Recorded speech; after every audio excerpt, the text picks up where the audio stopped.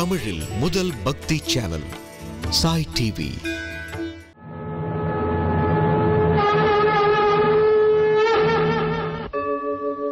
यदा यदा हि धर्मस्य ग्लानिर्भवति भारत अभ्युत्थानम् अधर्मस्य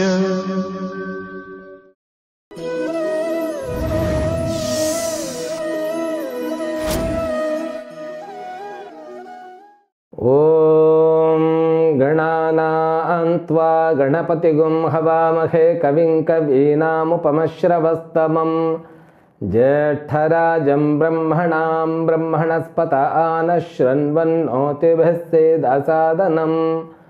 ओम श्री महागणाधिपतये नमो नमः। ओम सर्वमंगलमांगल्ये शिवे सर्वार्थसाधिके शरण्ये त्र्यंबके गौरी नारायणि नमोस्तुते। ओम प्रपन्नपारिजाताय तोत्रवेत्रैकपाणये ज्ञानमुद्राय कृष्णाय गीतामृतदुहे नमः।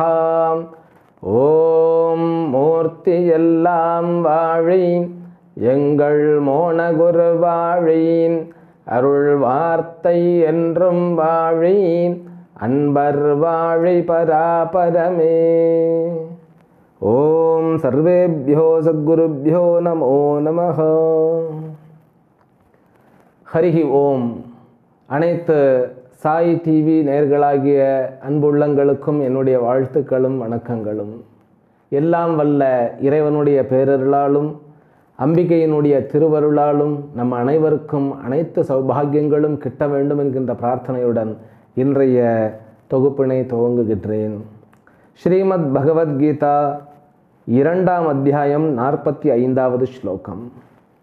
ஸ்ரீ பகவான் உவாச த்ரைகுண்ய விஷயா வேதாஹ நிஸ்த்ரைகுண்யோ பவார்ஜுன நிர்த்வந்த்வோ நித்யசத்வஸ்தஹ நிர்யோகக்ஷேம ஆத்மவானம். பகவான் கிருஷ்ணர் 39வது ஸ்லோகத்திலிருந்து கர்மயோகம் என்றால் என்ன, அதற்கு எந்த விதமான மனோபாவனையும் நம்முடைய தகுதியும் வேண்டும் என்பதற்காக அதை பற்றி நமக்கு விளக்கி கொண்டிருக்கின்றார். அவர் சொன்னதில் முக்கியமான விஷயம் அப்படின்னு நம்ம பார்த்தோம் என்றால் விவசாயாத்மிகா புத்தி வேண்டும் அப்படின்னு சொன்னார். விவசாயாத்மிகா புத்தி என்றால் ஒருமுகப்பட்ட சிதையாத, அதே போல உலக நாட்டங்களில் ஈடுபடாத, இந்த உலகங்களை பற்றி ஓரளவு நன்கு புரிந்து கொண்டுள்ள புத்தி என்பது பொருள். அதைத்தான் சொன்னார். இவன் வேதங்களில் கூட கர்ம பலன்களை பற்றி நிறைய பேசப்பட்டிருக்கிறது. வேதங்களே முக்குணமயமானவைகளாகிய உலக பொருள்களை பற்றி தான் பேசுகின்றன. அவைகளிலும் கூட நாட்டம் ஏற்பட்டு விடக்கூடாது அப்படின்னு சொன்னார். இது ஏதோ ஒரு நெகட்டிவான ஒரு ஆஸ்பெக்டாக நமக்கு தெரிகிறது அப்படின்னு தோணும். நம்ம பெரியவர்கள் எல்லாம் பற்றுக பற்றற்றான் பற்றினை அப்பற்றினை பற்றுக பற்று விடற்கு அப்படின்னு சொல்லியிருக்கார் இல்லையா?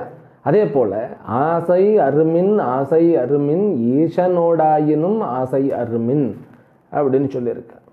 ஆன்மீகம்னு சொன்னாலே ஆசை எதுவுமே இருக்கப்படாது. அப்படியே ட்ரையாக இருக்கணும். அப்படியே மேலே கண்கள் மேலே தான் இருக்கணும், கீழே யாரையும் பார்த்துடக்கூடாது. அப்போ தான் அவர் யோகி. யார் இந்த டெஃபினேஷனை கொடுத்தான்னே தெரியலை.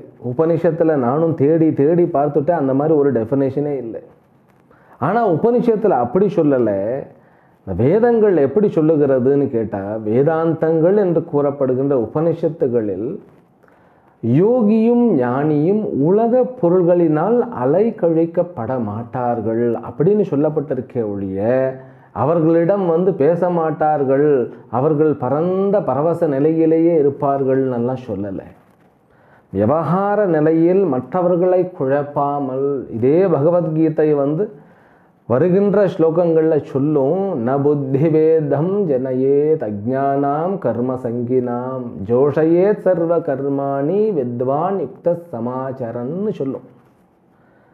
முற்றிலும் உணர்ந்த ஞானி, திரிகாலத்தையும் உணர்ந்த ஞானி சாதாரணமான மக்களை குழப்பும் வகையில் நடந்து கொள்ளக்கூடாது.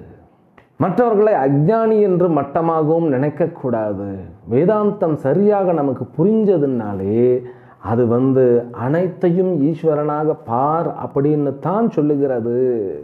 நான் வேறு, இந்த உலகம் வேறு, என்னுடைய சரீரம் பிறந்திருக்கிறது இறந்திருக்கிறது, இதெல்லாம் அஞ்ஞான நிலை, அனைத்தும் ஈஸ்வரனே, இருப்பது இறைவன் மட்டுமே அப்படின்னு சொல்லி உணர்ந்து கொள்வது தான் இறுதியான முடிவு அப்படின்னு சொல்லி புரிந்த, அதாவது உண்மையை கண்டவர்களுக்கு புரியும். சரியாக உண்மையை கண்டு கொள்ளாமல் ஆன்மீகம் என்றால் அரை குறையாக தெரிந்து புரிந்து கொண்டவர்கள்தான் அடுத்தவர்களை மட்டமாக பார்ப்பதும், தன்னை உயர்வாக கருதி கொள்வதும், இந்த உலகத்தை திட்டுவதும் ஆகியவைகளெல்லாம் செய்யவர்.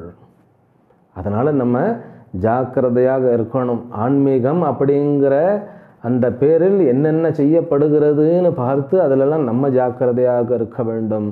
உண்மையான ஆன்மீகம் என்பது தன்னுடைய முன்னேற்றம், தன்னுடைய பக்குவம், அந்த பக்குவம் தான் இங்கு பேசப்படுகிறது. இந்த உலக பொருள்களினால் அலைகழிக்கப்படாத, தன்னுடைய உணர்ச்சிகளினாலும் உணர்வுகளினாலும் அலைகழிக்கப்படாத தெளிவுடன் கூடிய, அதனால தான் திருமந்திரமும் தெளிவு குருவின் திருமேனி காண்டல் அப்படின்னு ஆரம்பிக்கிறது. அப்போ தெளிவு தான் ஆன்மீகத்தினுடைய லட்சியம், அதனுடைய பிரயோஜனம் மோக்ஷம். அதை முதல்ல நம்ம புரிந்து கொள்ள வேண்டும். இங்கு கர்மயோகத்திற்கு தன்னை தயார்படுத்துவதற்காக பகவான் கிருஷ்ணர் இப்பெல்லாம் சொல்கிறார், கர்மயோகம் ஏன் நாம் பண்ணணும் அப்படின்னு எல்லாருக்கும் ஒரு கேள்வி. கர்மயோகம் ஏன் பண்ணணும்? நான் சாதாரணமாக சம்பாதிக்கிறேன், நான் சாப்பிட்றேன், அதில் என்னுடைய வாழ்க்கையானது நல்லபடியாக போயின்னு இருக்கிறது, அப்போ நான் ஏன் கர்மயோகம் பண்ணணும்? ஏன்னா பகவத்கீதை ஆரம்பத்திலேருந்தே கர்மயோகம்னு ஆரம்பிச்சு விடுறது இல்லையா? அப்போ தான் பதில் நம்ம சொல்ல வேண்டி இருக்கிறது. இந்த கர்மத்தினுடைய இயல்பு படுகுழியில் தள்ளுறது சார். நீங்கள் சாதாரணமாக கர்மத்தை பண்ணினா உங்களை காப்பாற்ற முடியாது. ஏன்னு சொன்னால் கர்மத்தினுடைய இயல்பு பாபத்தையும் புண்ணியத்தையும் கொடுத்து பிறப்பு இறப்புகளை வளர்ப்பது தான். நம்மளை டிஸ்கம்ஃபர்ட்லேயே வச்சுட்டுருக்கோம். நம்ம எப்பவுமே டிஸ்கம்ஃபர்ட்டாகவே இருந்தோம்னா வாழ்க்கைக்கு நிம்மதியை எதிர்பார்த்து எதிர்பார்த்து எதிர்பார்த்து ஏமாந்து மறுபடியும் பிறந்த நிம்மதியை எதிர்பார்த்து எதிர்பார்த்து அதைத்தான் சம்சாரம்னு சொல்கிறோம். அதனால தான் இந்த உலகம் முக்குணமயமானவைகள்னு முதல்ல புரிந்து கொள். பஞ்சபூத வடிவலான இந்த உலகம் 3 விதமான சக்திகளினால் இயக்கப்படுகின்றன. அந்த 3 விதமான சக்திகள் மாயையினுடைய காரியங்கள் அப்படின்னு சொல்லி கடந்த வகுப்பில் நம்ம நல்லா பார்த்துட்டோம். அதனால் திரைகுண்ய விஷயா வேதாகா, வேதங்களிலும் கூட முக்குணங்களைத்தான் பிரயோஜனமாக சொல்லப்பட்டிருக்கின்றன. அதனால் நிஸ்திரை குண்யோ பவ, ஏ அர்ஜுனா, இந்த குணங்களில் ஈடுபடாதவனாக, குணங்களை கடந்து தன்னை உணர்பவனாக, இந்த குணங்கள் எல்லாம் என்னை கட்டுப்படுத்துகின்றன, நான் அதில் கட்டுப்பட மாட்டேன் அப்படின்னு சொல்லி நெல் அப்படிங்கிறார். நிஸ்திரை குண்யோ பவார்ஜுனன்னு கேட்டால் குணங்களை கடந்த விஷயங்களாகிய நான் என்கின்ற பரம்பொருளை உணர்ந்து நெல் அப்படின்னு அர்த்தம். அப்போ ஆத்ம ஞானத்தை உணர்ந்து அதில் நில் அப்படின்னு அர்த்தம். அப்போ நாம் ஒர்க் பண்ண வேண்டாமா, குடும்பத்திற்கு சம்பாதிக்க வேண்டாமா அப்படின்னா அவசரப்படக்கூடாது. அவர் நில் அப்படின்னாக்கா புத்தியில் நிலை பெற்று இருன்னு தானே சொன்னார். உன்னை ஃபிசிக்கலாக போய் நில் அப்படின்னா ஸ்டாண்ட் அப் அப்படின்னா சொல்லிட்டார். அப்படி இல்லை, நிஸ்திரை குண்யகான்னாக்கா இந்த 3 குணங்களினால் அலைகழிக்கப்படாதவனாக தன்னை உணர் அப்படின்ட்டார். அதன் பிறகு இன்னும் கொஞ்சம் தெளிவாக நமக்கு சொல்கிறார். நமக்கு புரிகின்ற வகையில் நிர்த்வந்த்வஹா பவ, பவன்னாக்கா இருன்னு அர்த்தம். நிர்த்வந்த்வஹான்னாக்கா இருமைகளில் அடைப்படாதவனாக இரு. இப்போ இருமைகள் அப்படின்னா என்ன? திருக்குறள்லையும் கூட சொல்லியிருக்கிறது இல்லையா, இருள் சேர் இருவினையும் சேரா இறைவன் பொருள் சேர் புகழ் புரிந்தார் மாட்டு. இருள் சேர்ந்தால்தான் இருவனையும் சேரும். இருள்னாக்கா அந்த இடத்துல அஜ்ஞானம், தன்னை பற்றிய அறியாமை தான் அஜ்ஞானம் என்று கூறப்படுகிறது. அந்த அஜ்ஞானம் இல்லை அப்படின்னா இருள் சேராது, இருவினையும் சேராது. இருவினைன்னா என்ன? வினையினுடைய பலனைத்தான் வினைன்னு அங்கே சொல்லப்பட்டிருக்கிறது. கர்மத்தினுடைய பலன்களாகிய பாபமும் புண்ணியமும் தான் 2 வகைப்பட்ட வினைகள். அந்த வினைகள் உன்னை தாக்காமல் பார்த்துக்கொள். பாபமும் புண்ணியமும், பாபத்தினுடைய காரணம் கஷ்டமும், புண்ணியத்தினுடைய காரணம் சந்தோஷமும் வரும். அப்போ நமக்கு என்னன்னு கேட்டால், பாபத்தின் மீது வெறுப்பும் புண்ணியத்தின் மீது சந்தோஷமும், அதாவது பாபத்தினுடைய பலனாகிய கஷ்டத்தின் மீது வெறுப்பும் புண்ணியத்தினுடைய பலனாகிய சந்தோஷத்தின் மீது வெறுப்பும் வந்துடும். அப்போ நம்முடைய வெறுப்பினால் நாம் அதற்கு முதல்ல பலியாகி, பிறகு அடுத்தவர்களையும் பலியாக்கி, அதே போல் அடுத்தவர்களுடைய வெறுப்புக்கும் நம்மை பலிகடாவாக மாற்றி, இப்படியே ஒருத்தரை பலியாக்கிட்டே வாழ்க்கையை ஓட்டின்னு இருக்கிறோம். துவந்துவங்களில் அலைகழிக்கப்படுகிறோம். வெற்றி தோல்வி, விருப்பு வெறுப்பு, லாப நஷ்டம், இன்ப துன்பம், இவைகள்லாம் இருமைகள். ஒன்று இருந்தால் மற்றொன்று கண்டிப்பாக இருக்கும். சந்தோஷம்னு ஒரு அனுபவம் இருந்தால் கண்டிப்பாக அதே மனதில் துக்கம் என்கின்ற அனுபவமும் இருக்கும். அதே மாதிரி துக்கம் என்பது சந்தோஷத்திலிருந்து 100% பிரிஞ்செல்லாம் இருக்காது. நீங்கள் துக்கம் அனுபவிச்சுட்டு இருக்கும் பொழுதே சில சந்தோஷங்கள்லாம் அனுபவிச்சுட்டு இருப்போம். அதே போல் சந்தோஷத்தை அனுபவிச்சுட்டு இருக்கும்போதே உள்ளுக்குள்ள துக்கத்தையும் பயத்தையும் அனுபவிச்சுட்டு இருப்போம். அதனால தான் ரொம்ப ஜாக்கிரதையாக இவர் சொல்ல வர்றது என்னன்னு கேட்டால், நிர்த்வந்துவஹா, இதிலிருந்து விலகி நில். உன்னுடைய விருப்பு வெறுப்புகளை சாட்சியாக பார். உன்னுடைய விருப்பு வெறுப்புகளில் அடிமை போல இருந்து கொண்டு கர்மத்தை செய்யாதே. எப்படி கர்மத்தை பண்ணணும்? அரசன் போன்று வீற்றிருந்து கர்மத்தை புரிய வேண்டுமே ஒழிய அடிமை போன்று கர்மத்தை செய்யக்கூடாது அப்படிங்கிறது பகவானுடைய கருத்து. அப்புறம் நித்திய சத்வஸ்தோ பவனக, பரம்பொருளை சார்ந்து சரணாகதியுடன் தன்னை இருத்திக்கொள். ஈஸ்வரனை கெட்டியாக பிடித்துக்கொள் அப்படின்னு சொல்கிறது. அதனால தான் பற்றுங்கிறத தப்பாக நினைத்து விடக்கூடாது. நமக்கு பற்றுக்கும் பாசத்துக்கும் அன்புக்கும் வித்தியாசம் தெரியறதில்லை. பற்றுனாக்கா தன்னை இழத்தல். ஒரு தாய் தன்னுடைய குழந்தை மீது பாசம் வைக்கலாம், அன்பு வைக்கலாம். பாசம் கூட சரியான வார்த்தை கிடையாது, அன்பு. அந்த அன்பு வைக்கும்போது தாயாக இருந்து அந்த குழந்தைக்கு நான் என்ன பண்ணணுமோ அதை ப்ராப்பராக பக்காவாக 100% பண்ணுறதுக்கு பேர் அன்பு. ஆனால் அதுவே பற்றாக மாறிய பாசமாக இருந்தால், ஏன் குழந்தை அது இல்லைன்னா நான் இல்லைன்னு சொல்லி அந்த குழந்தையின் மீது தன்னுடைய டிபெண்டன்சின்னு சொல்லுவா இல்லையா, சார்புடைந்து இருத்தல்.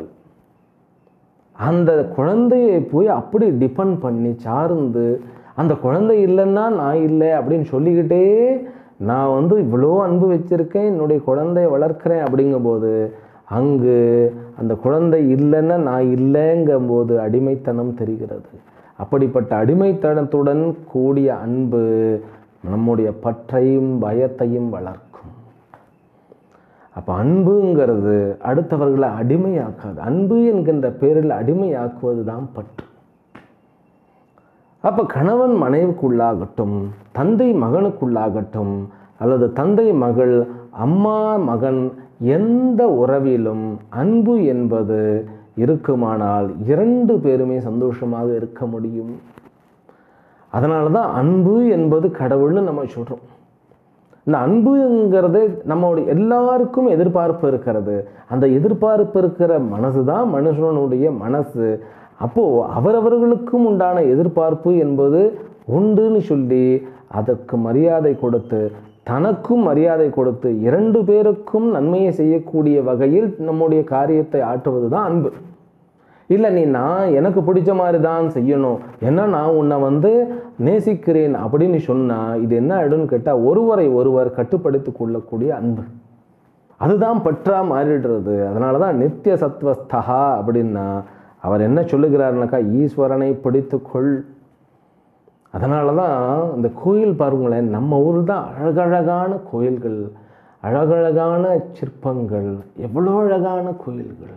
அது நம்முடைய கபாலீஸ்வரர் ஆகட்டும், அல்லது 6 படை வீடுகளில் இருக்கக்கூடிய முருகன் ஆகட்டும், பிறகு 5 பூதங்களுக்கும் ஆதாரமாகிய திருவண்ணாமலை முதற்கொண்டு காளஹஸ்தி வரைக்கும் இருக்கக்கூடிய பஞ்சபூதங்கள் சொரூபமாக இருக்கக்கூடிய லிங்கங்கள் ஆகட்டும், வரதராஜன் ஆகட்டும், அல்லது பூலோக வைகுண்டமாகிய ஸ்ரீரங்கம் ஆகட்டும், நம்ம எல்லாம் அந்த கோயிலுக்கு போய் தரிசனம் பண்ணுங்களேன், அவ்வளோ அழகாக இருக்கும், மனசும் ரம்மியமாக இருக்கும். அப்போது அழிகின்ற நம்முடைய உறவுகள் எல்லாருமே அழிந்து கொண்டே இருக்கிறோம் இல்லையா? ஆனால் ரங்கநாதர் அப்படியே இருப்பார், கபாலீஸ்வரர் அப்படியே இருப்பார். இந்த மாதிரி அந்த கோயில்களினுடைய அந்த அருமை தெரிந்தவர்களுக்கு தெரியும், அந்த ஈஸ்வரன் அப்படியே இருக்கிறார். அப்போ அவரை பிடிக்கணும். மாதம் ஒரு முறை, வாரம் ஒரு முறை, அல்லது வருடம் 2 முறை, இந்த சில எவ்வளோ தூரமாக இருக்கிறதோ அது வருடத்துக்கு ஒரு முறையாவது போயிட்டு வரணும். அதுதான் நம்முடைய பெரியவர்கள் அமைத்து கொடுத்த வாழ்க்கை, இறைவனை சார்ந்த வாழ்க்கை. அப்போ தான் நம்ம இங்கே கரையேற முடியும் என்பதற்காக அவ்வளோ அழகாக பயன்படுத்தப்பட்டிருக்கிறது பூஜை என்கின்ற முறை. நமக்கு அலங்காரம் பண்ணுறதுல பிரியம் நிறைய. அதனால தான் நம்மை நாம் அலங்காரம் செய்து கொண்டால் அகங்காரம் மேலிட்டு அதனால் தவறுகளில் ஈடுபட நேரிடும். ஆனால் அதே அலங்காரம் பண்ணக்கூடிய விஷயத்தை அப்படியே பகவானுக்கு அலங்காரம் பண்ணி அதில் மெய்மறந்து நிற்கும்போது அங்கு அலங்காரத்தையும் தாண்டி ஈஸ்வரனின் லயமாகக்கூடிய தன்மை கிடைச்சிடும். அது நம்மை கெடுக்காது. அதனால தான் நித்திய சத்வஸ்தா பவ என்றால் சத்வஸ்தில் நிலை பெற்றிருப்பவனாக இரு அப்படிங்கிறது தான் மெயின் அர்த்தம். இன்னொரு அர்த்தம் என்னன்னு கேட்டால், முக்குணங்களை கடந்தவனாக இருக்க முடியாவிடின் சத்துவ குணத்திலும் நிலை பெற்றிருப்பாயாக. கர்மம் செய்யும்போது சத்துவ குணத்தோடு இருந்தேன்னாக்கா உனக்கும் நன்மை, அடுத்தவர்களுக்கும் நன்மை, அந்த காரியமும் வெற்றி அடையும்னு சொல்கிறார். அதுக்கப்புறம் கர்மயோகத்திற்கு இன்னொரு முக்கியமான விஷயம் இருக்கிறது. என்னன்னு கேட்டால், நிர்யோகக்ஷேம ஆத்மவான் பவ. யோகம் என்றால் பொருள்களை சம்பாதிப்பது, தனக்கு பிடித்த பொருள்களை வெறித்தனமாக சம்பாதித்து குவிப்பது.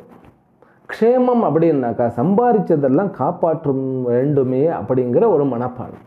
அப்போ நிறைய நான் சம்பாதிக்கணும், நிறைய நான் சேர்க்கணுங்கிற மனப்பான்மை, அதை சேர்த்ததெல்லாம் காப்பாற்ற வேண்டும் அப்படிங்கிற மனப்பான்மை, இதைத்தான் யோகக்ஷேமம்னு சொல்கிறாங்க.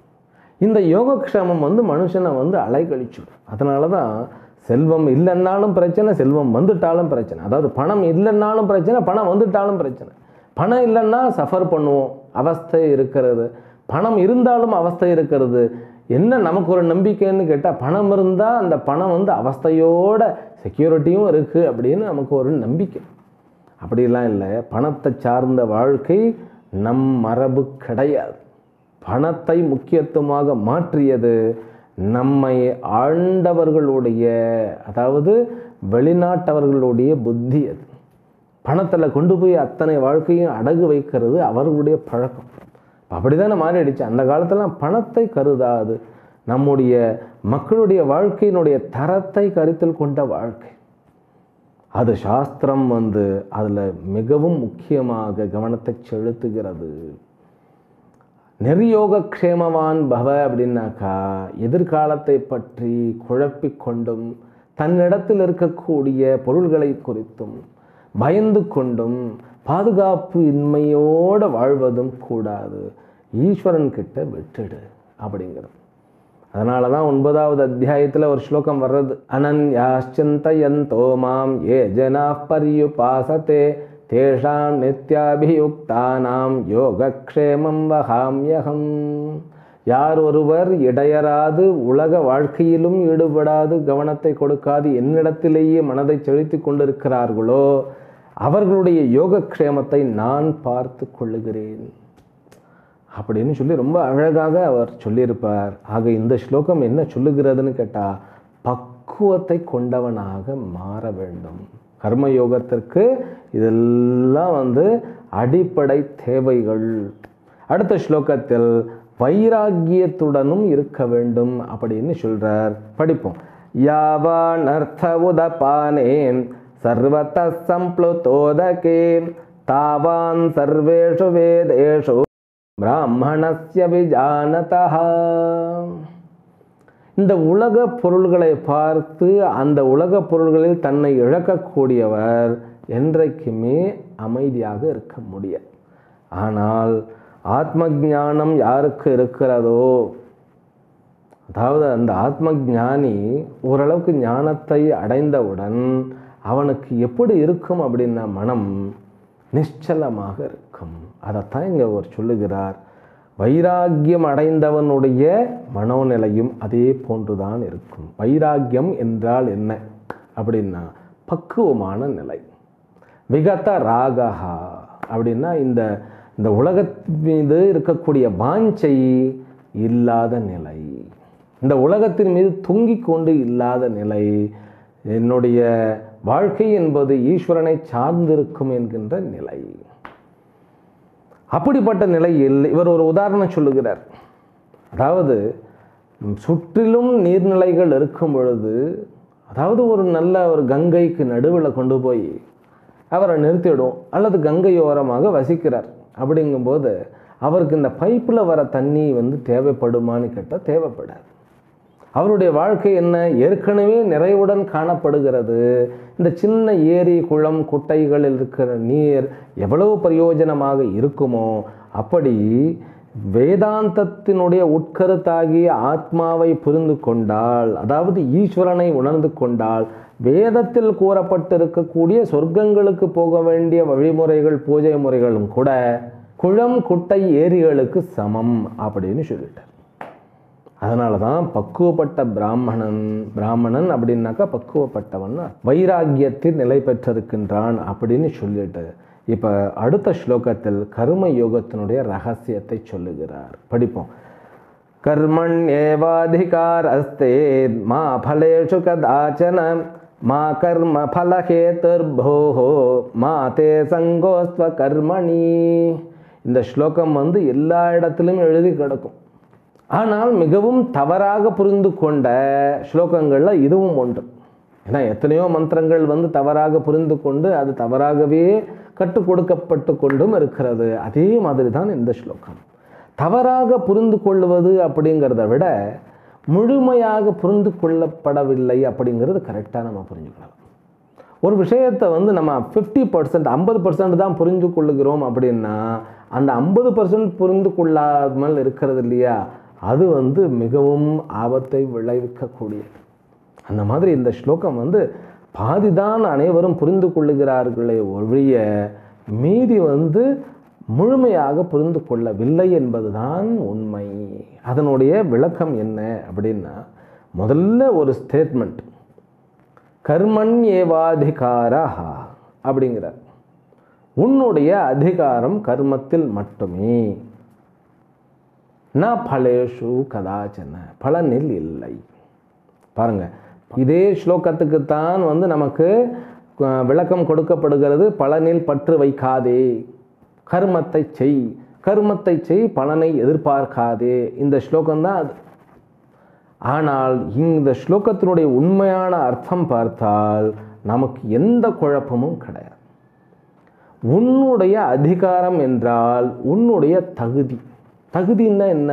நம்மக்கிட்ட இருக்கக்கூடிய சரீரம், மனசு, புத்தி, அகங்காரம் இவைகள் அத்தனை நாளும் நாம் என்ன செய்ய முடியும்னாக்கா ஒரு கர்மத்தை செயல்படுத்த முடியும், கர்மத்தை புரிய முடியும், அவ்வளோதான். we can perform action, அவ்வளோதான். ஒரு செயலை செய்ய முடியும், ஆனால் அந்த செயலினுடைய பலனை விளைவிக்க நம்மிடத்தில் சக்தி இல்லை, அவ்வளவுதான். அதுதான் இந்த முதல் வரியினுடைய அர்த்தம். கர்மத்தை செய்ய மட்டும்தான்ப்பா முடியும், அதில் விளைகின்ற பலன் உன்னுடைய கைகளில் இல்லை. ஒரு கைத்தட்டல் நான் தட்டும் பொழுது கைத்தட்டல் என்கின்ற அந்த கர்மத்தை செய்வதற்கு என்னுடைய கையில் சக்தி இருக்கிறது. ஆனால் அதில் வருகின்ற சப்தம் என்னுடைய கையிலிருந்து வந்தாலும் அது எனது கைகளில் இல்லை. அது எப்படி சுவாமிகளே? நம்ம தான் கை தட்டுறோம், கையிலிருந்து தான் சப்தம் வருகிறது, ஆனால் நீங்கள் கையில் வரலன்னு சொல்கிறேல அப்படின்னு சொன்னால், நான் சொல்கிறேன் கேளுங்களேன். இதே சந்திர மண்டலத்தில் போய் தட்டி பாருங்களேன், அல்லது நீருக்கடியில் போய் தட்டி பாருங்களேன். கையிலிருந்து தான் சப்தம் வருகிறது, கை மட்டும்தான் சப்தத்திற்கு ஆதாரம்னாக்கா எந்த இடத்துல தட்டினாலும் வர வேண்டும். அப்போ வெளியில் இருக்கிற சோர்ஸ் எல்லாம் அதற்கு கை கொடுக்கணும் இல்லையா? அப்போ கையும் ஒரு காரணமாக இருக்கிறது, ஆனால் அது பலனை விளைவிப்பதற்குண்டான காரணமாக இருக்கிறது. ஆனால் பலனை விளைவிப்பதற்குண்டான முழு காரணமாக அது இல்லை. அதுதான் கர்மத்தை செய்வதில் உனக்கு தகுதி இருக்கிறது, சக்தி இருக்கிறது, அதிகாரம் இருக்கிறது, உரிமை இருக்கிறது. பலனை விளைவிப்பதில் உனக்கு சக்தி இல்லை. அதுதான் முதல் ஸ்டேட்மெண்ட். அப்போ யாருக்கு இருக்கிறது அப்படின்னா ஈஸ்வரனுக்கு இருக்கிறது. ஒரு கர்மத்தை செய்ய மட்டும்தான் நம்மால் முடியுமே ஒழிய பலனை உருவாக்க முடியாது என்கின்ற தெளிவு முதல் வரிகளில் நமக்கு அமைகிறது. அடுத்த வகுப்பில் இரண்டாம் வரியை நாம் நன்கு புரிந்து கொள்வோம் என்கின்ற இந்த ஸ்லோகத்துடன் இன்றைய தொகுப்பினை நிறைவு செய்கின்றேன். ஹரிஹி ஓம் ஸ்ரீ குருப்யோ நமஹ. அனைவருக்கும் அனைத்து சௌபாகியங்களும் பெருக வேண்டும் என்கின்ற பிரார்த்தனையுடன் நிறைவு செய்கின்றேன். ஓம் பூர்ணமதః பூர்ணமிதம் பூர்ணாத் பூர்ணமுதச்யதே பூர்ணஸ்ய பூர்ணமாதாய பூர்ணமேவாவசிஷ்யதே. ஓம் சாந்தி சாந்தி சாந்தி. ஹரிஹி ஓம் ஸ்ரீ குருப்யோ நமஹ. ஹரிஹி ஓம்.